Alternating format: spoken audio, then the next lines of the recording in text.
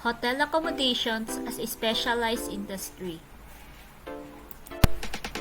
The main business operation of a hotel is to provide food and accommodation. But some big hotels also generate their income from other services in their facilities, such as laundry, bar room, sports room, health clubs, conference halls, and banquet halls for marriages, parties, and seminars. Select few hotels also rent out storefronts to businesses so they may advertise and sell their goods and services. Naturally, the accounting schemes of a hotel will depend on its nature, size, and requirements.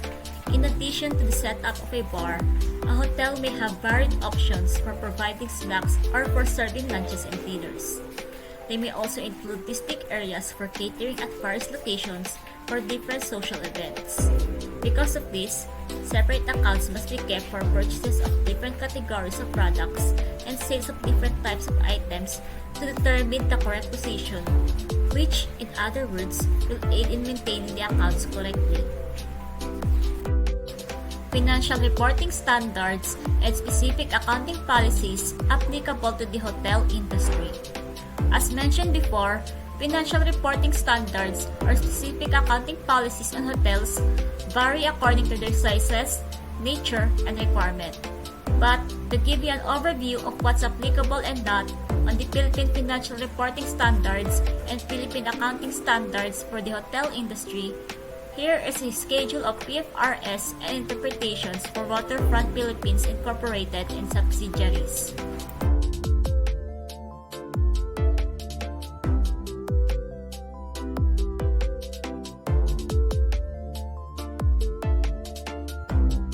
As we can see here, PFRS 6 or Exploration for and Evaluation of Mineral Resources is not applicable to the hotel industry simply because it doesn't relate to a hotel's nature of operations.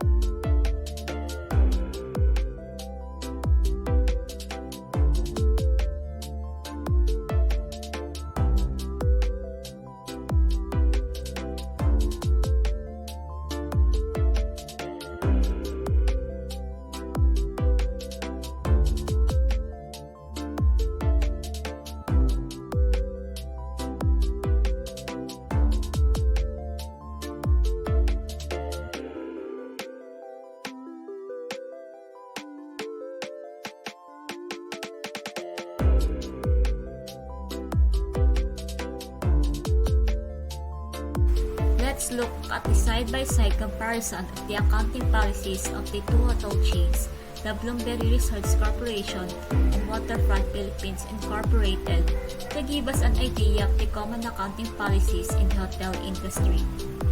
First is the COVID-19 related rent concession, which is an amendment to PFRS 16.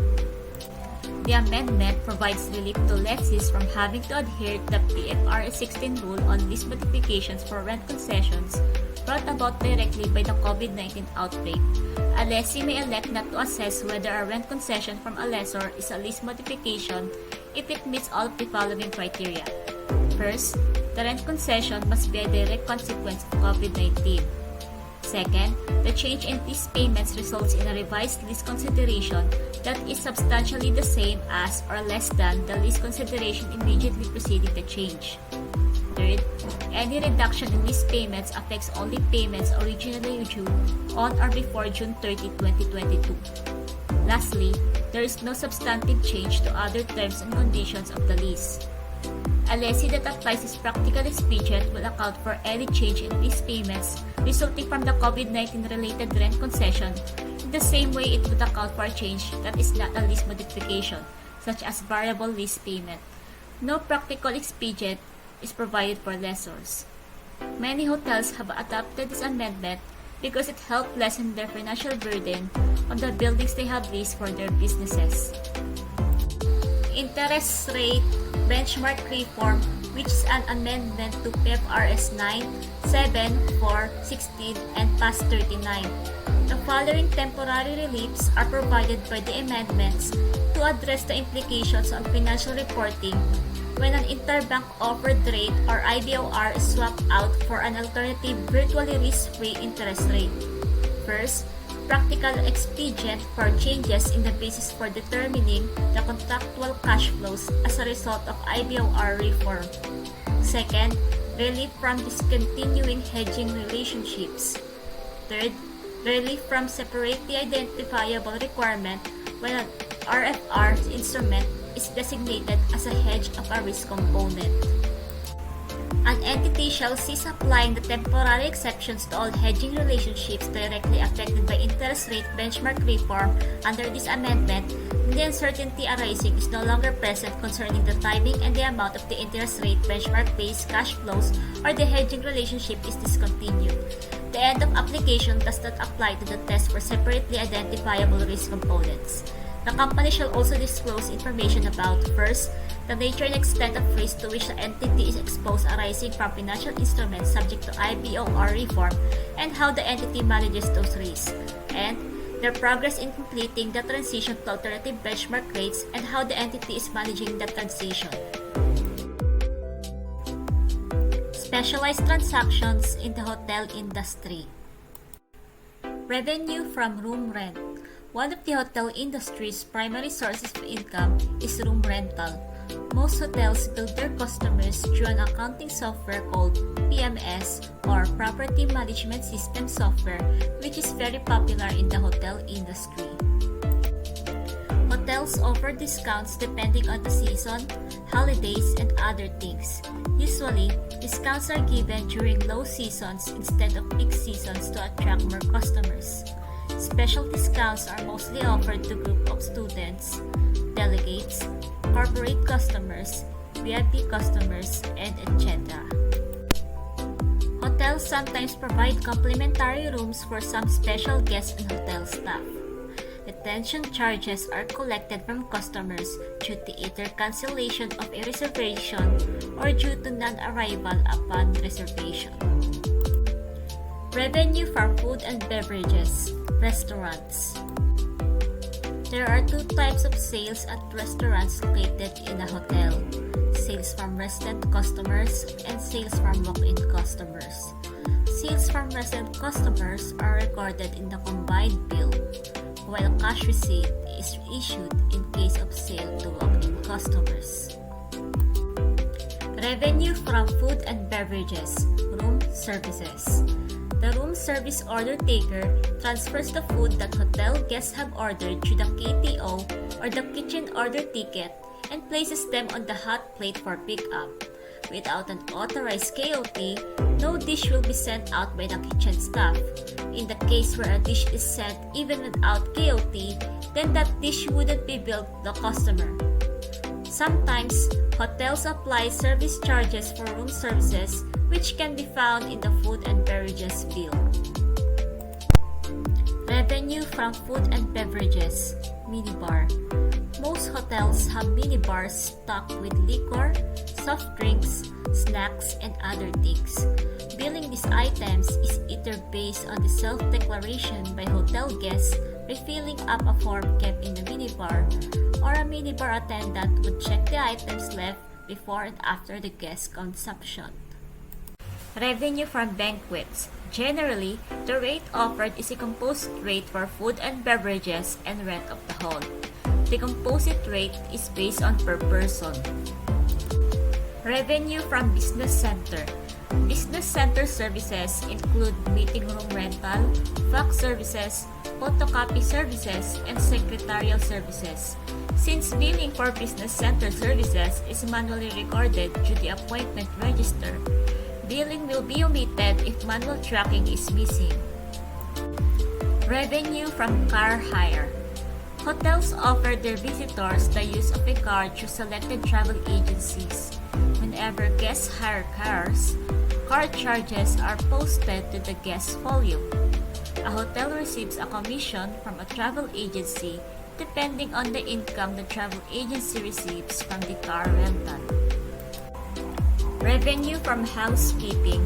This revenue is typically charged for the sale of wardrobes, babysitting services, and the like. Revenue from laundry. The hotel commonly offers laundry services to both its staff and its resident guests.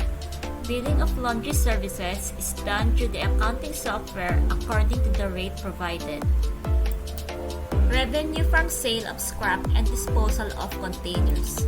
Hotels sometimes sell empty cans, bottles, and other containers to scrap buyers based on contract price or on one-time evaluation at the time of sale. Government agencies that regulate the hotel industry in the Philippines. The DOT issues certification to tourism enterprises that have complied with the minimum and progressive levels of operating quality and internationally recognized standards for the operation and maintenance of their tourism facilities and services. Hotels are part of the tourism enterprises. The said accreditation is stated in Republic Act 9593 or the Tourism Act of 2009. This serves to professionalize and standardize the caliber of services provided by tourist businesses that, among other things, include lodging, tickets, package tours, and transportation. The accreditation assists the Department of Tourism in ensuring that every travel and tourism facility complies with the industry requirements. Additionally, this safeguards customers from shoddy operations and fly-by-night companies. The Securities and Exchange Commission oversees the Philippine corporate sector, including all incorporated hotels. With this, SEC makes sure that prospective inventors in any hotel corporation are protected. While SEC supervises the incorporated hotels, the Department of Trade and Industry is in charge of small hotel chains. DTI ensures that all hotels comply with all business requirements to operate. Just like any other business establishment, hotels need to follow the Fire Code of the Philippines or PD 1185 and other related laws involving fires. The Bureau of Fire Protection helps in the safety of hotel staff and customers through the prevention or suppression of all destructive fires by making sure that hotels meet the fire safety procedures. They sometimes conduct investigations on hotels to check things such as whether the fire extinguishers are well regulated, if there's a fire exit, and if the fire exit is accessible and hindrance-free. The Bureau of Internal Revenue ensures that hotels pay the taxes that are due to them in case of non-payment, non-compliance, and other actions that the BIR deems illegal. The BIR has the power to enforce penalties and fines to the delinquent hotel. If a hotel is planning to construct any project, it will need to get an ECC Environmental Compliance Certificate or CNC Certificate of Non-Coverage from Department of Environment and Natural Resources, Environmental Management Bureau. To know what to get, the hotel must know what category their project falls under. Projects belonging to Category A, an environmentally critical project, and Category B, a non-environmentally critical project, are required to secure an ECC, while those belonging to Category C, not covered by the Philippine Environmental Impact Study System, need to secure a CNC. An ECC is necessary for certifying that the business activities of hotels will not cause any negative effect on the environment. Generally, the Department of Environment and Natural Resources and the Environmental Management Bureau will issue the certificate within 30 days.